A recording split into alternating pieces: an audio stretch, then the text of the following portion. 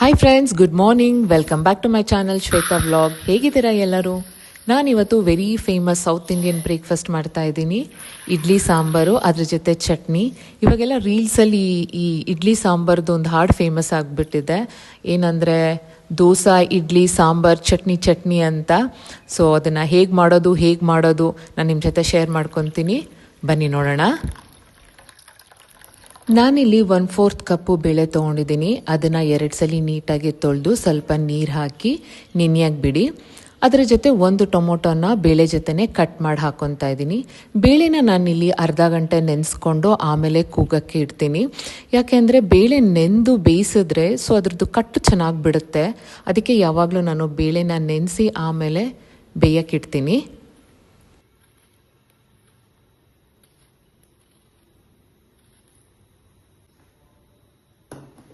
ನಾನಿಲ್ಲಿ ಸ್ವಲ್ಪ ಬಿಸಿನೀರಿಗೆ ಹುಣಸೆಹಣ್ಣ ನೆನೆ ಹಾಕ್ಕೊತಾ ಇದ್ದೀನಿ. ಸಾಂಬಾರು ಯಾವಾಗಲೂ ಸ್ವಲ್ಪ ಈ ಉಪ್ಪು, ಹುಳಿ, ಖಾರ, ಸ್ವೀಟು ಎಲ್ಲ ಮಿಕ್ಸಲ್ಲಿರುತ್ತೆ. ಸೊ ಅದಕ್ಕೆ ಅದು ಸಾಂಬಾರು ಅಷ್ಟು ಟೇಸ್ಟಾಗಿ ಬರೋದು. ಈ ತಮಿಳ್ನಾಡು ಸೈಡು ಅವರು ಸಾಂಬಾರಿಗೆ ತುಂಬ ಇಂಪಾರ್ಟೆನ್ಸ್ ಕೊಡ್ತಾರೆ. ಇಡ್ಲಿಗೂ ಸಾಂಬಾರು ತಿಂತಾರೆ, ದೋಸೆಗೂ ಸಾಂಬಾರು ತಿಂತಾರೆ. ಹಾಗೆ ನಾನಿಲ್ಲಿ ಸಾಂಬಾರಿಗೆ ಸ್ವಲ್ಪ ತರಕಾರಿ ಹಾಕ್ಕೊತಾ ಇದ್ದೀನಿ.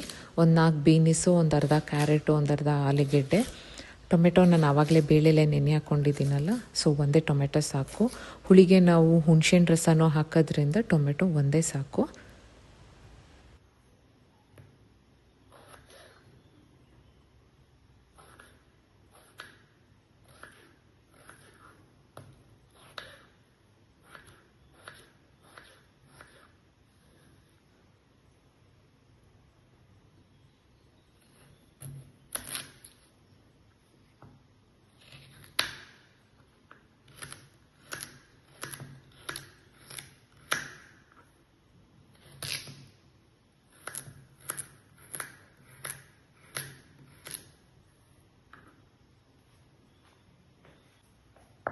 ನಾನಿಲ್ಲಿ ಅರ್ಧ ಕಪ್ಪು ಸಣ್ಣ ಈರುಳ್ಳಿ ತೊಗೊಂಡಿದ್ದೀನಿ. ನಿಮ್ಮ ಹತ್ರ ಸಣ್ಣ ಈರುಳ್ಳಿ ಇಲ್ಲ ಅಂತಂದರೆ ಮಾಮೂಲಿ 1 ಈರುಳ್ಳಿನೇ ಹಾಕ್ಕೊಳ್ಳಿ. ಬಟ್ ನಾನು ಯಾವಾಗಲೂ ಬಿಸಿಬೇಳೆಭಾತ್ಗಾಗಲಿ ಸಾಂಬಾರ್ಗಾಗಲಿ ಸಣ್ಣ ಈರುಳ್ಳಿನೇ ಹಾಕ್ತೀನಿ. ಟೇಸ್ಟ್ ತುಂಬ ಚೆನ್ನಾಗಿರುತ್ತೆ. ನಾನಿಲ್ಲಿ ಅರ್ಧ ಈರುಳ್ಳಿನ ತರಕಾರಿ ಜೊತೆ ಬೇಯಿಸ್ಕೊತಾ ಇದ್ದೀನಿ. ಇನ್ನು ಸ್ವಲ್ಪ ಈರುಳ್ಳಿನ ಎಣ್ಣೆಲಿ ಒಗ್ಗರಣೆ ಮಾಡ್ತೀನಿ. ತರಕಾರಿಗೆ ಸ್ವಲ್ಪ ನೀರು, ಒಂದು ಸ್ವಲ್ಪ ಉಪ್ಪು ಹಾಕಿ 1 ವಿಷಲ್ ಹಾಕ್ಸಿ ಸಾಕು.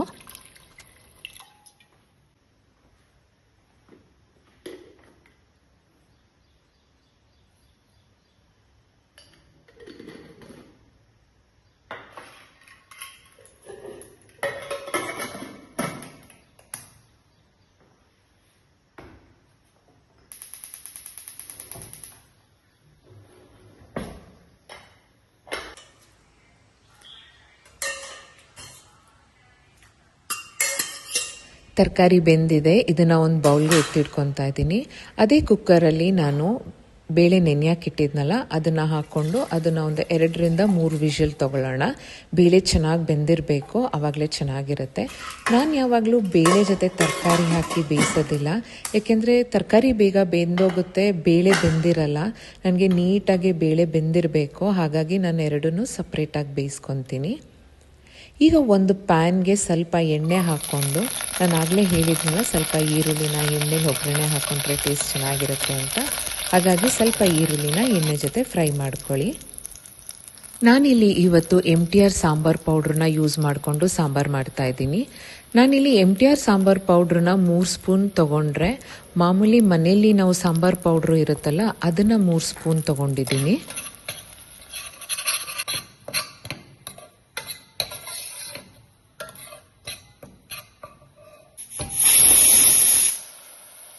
ಮಸಾಲ ಪೌಡ್ರನ್ನ ಎಣ್ಣೆಲಿ ಚೆನ್ನಾಗಿ ಫ್ರೈ ಮಾಡಿ 1 ಗ್ಲಾಸ್ ನೀರು ಹಾಕಿ ಮುಚ್ಚಳ ಮುಚ್ಚಿ ಎಣ್ಣೆ ಬಿಡೋ ತನಕ ಬೇಯಿಸಿ. ಆವಾಗ ಹಸಿ ವಾಸನೆ ಹೋಗುತ್ತೆ.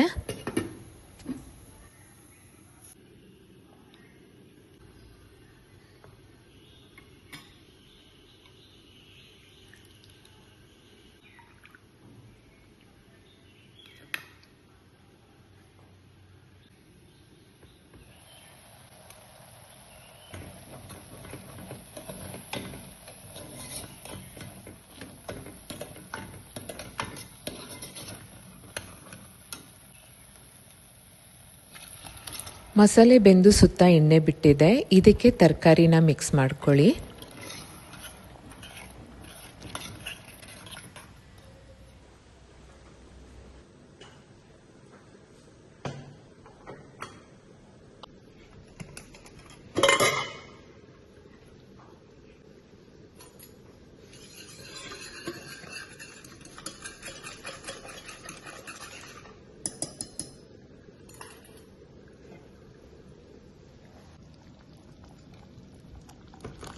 ಬೇಳೆ ನೆನೆಸಿ ಕೂಗ್ಸಿರೋದ್ರಿಂದ ತುಂಬ ಹಣ್ಣಾಗಿ ಬೆಂದಿದೆ. ಇದನ್ನು ಸಾಂಬಾರಿಗೆ ಸೇರಿಸ್ಕೊಳ್ಳಿ. ಈಗ ರುಚಿಗೆ ತಕ್ಕಷ್ಟು ಉಪ್ಪು, ಹುಣಸೆ ರಸ ಮತ್ತು ಬೆಲ್ಲ ಹಾಕಿ ಒಂದು 5 ನಿಮಿಷ ಕುದಿಯೋದಕ್ಕೆ ಬಿಡಿ.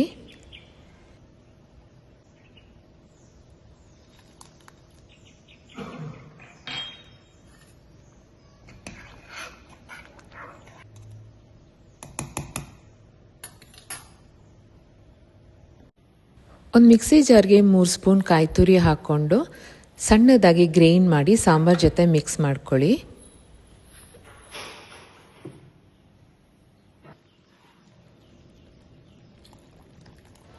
ಸಾಂಬಾರ್ ಆಲ್ಮೋಸ್ಟ್ ರೆಡಿ ಇದೆ. ಇವಾಗ ತುಪ್ಪದಲ್ಲಿ ಒಂದು ಒಗ್ಗರಣೆ ಕೊಟ್ಟರೆ ಸಾಂಬಾರ್ ರೆಡಿ ಆಗುತ್ತೆ.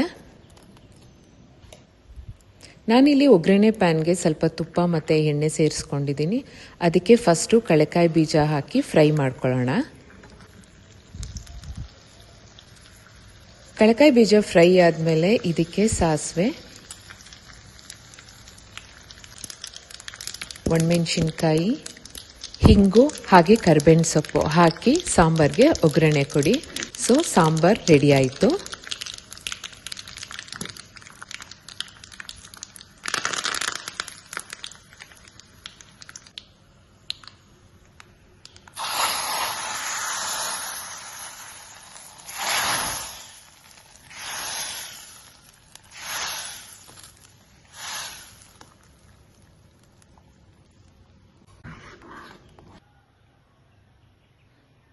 ಸಾಂಬಾರ್ ರೆಡಿ ಆಯಿತು. ಈಗ ಚಟ್ನಿ ಮಾಡ್ಕೊಳ್ಳೋಣ.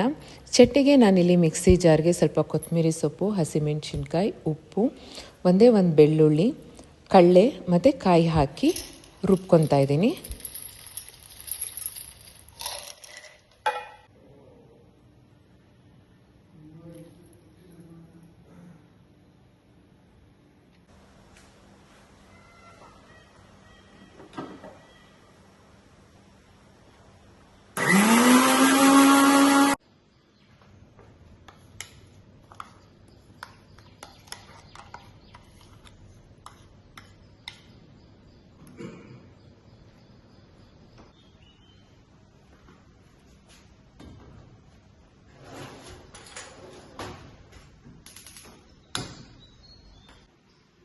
ಸಾಂಬಾರ್ ರೆಡಿಯಾಗಿದೆ, ಚಟ್ನಿ ಕೂಡ ರೆಡಿ ಇದೆ. ಇವಾಗ ಇಡ್ಲಿ ಮಾಡ್ಕೊಳ್ಳೋಣ ಬನ್ನಿ. ನಾನಿಲ್ಲಿ ಇಡ್ಲಿಗೆ 1.5 ಪಾವ್ ಕುಸ್ಲಕ್ಕಿಗೆ 1 ಪಾವ್ ದಪ್ಪಕ್ಕಿ ತೊಗೊಂಡಿದ್ದೀನಿ. ಉದ್ದಿನಬೇಳೆ ಅರ್ಧ ಪಾವ್ ತೊಗೊಂಡಿದ್ದೀನಿ, ಸ್ವಲ್ಪ ಮೆಂತ್ಯ.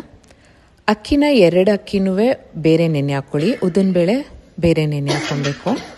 ಆಡಿಸ್ಕೊಬೇಕಾದ್ರೂ ಅಷ್ಟೇ, ಉದ್ದಿನಬೇಳೆ ಸಪ್ರೇಟಾಗಿ ಮತ್ತು ಅಕ್ಕಿ ಸಪ್ರೇಟಾಗಿ ಆಡಿಸ್ಕೊಂಡು ಆಮೇಲೆ ಒಟ್ಟಿಗೆ ಮಿಕ್ಸ್ ಮಾಡಿ ಉಪ್ಪು ಮತ್ತು ಸೋಡಾ ಹಾಕಿ ರಾತ್ರಿನೇ ಕಲಸಿಟ್ರೆ ಬೆಳಗ್ಗೆಗೆ ನಿಮಗೆ idli ಸಂಪ್ಳ ರೆಡಿಯಾಗಿರುತ್ತೆ.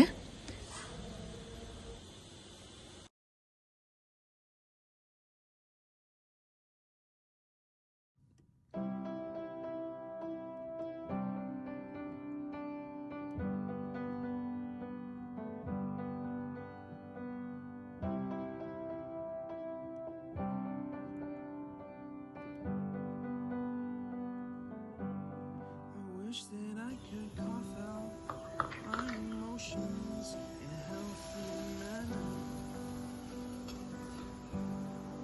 and just become the right person that actually matters. Every day I drive my car to my little job. I find some peace in the stations after a while.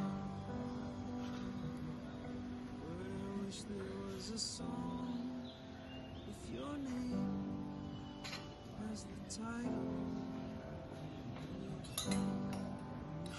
was a song as the title.